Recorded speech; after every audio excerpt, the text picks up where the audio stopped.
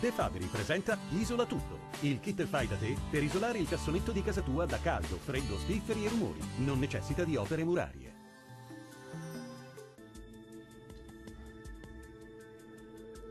Ben ritrovati al meteo. Sul Veneto il cielo risulterà molto nuvoloso sin dal mattino, con possibili schiarite nell'arco della giornata.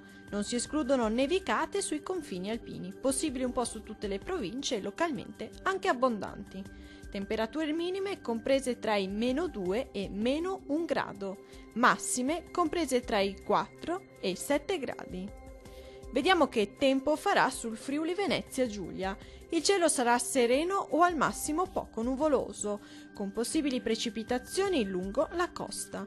Temperature minime comprese tra gli 0 e 2 gradi, massime comprese tra i 5 e i 7 gradi.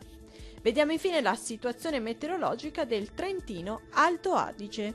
Il cielo si presenterà molto nuvoloso su tutti i settori, con possibili deboli rovesci di neve a livello locale. Temperature minime oscillanti tra i -3 e -2 gradi, massime comprese tra gli 1 e i 2 gradi. Dal meteo di Antenna 3 è tutto, arrivederci.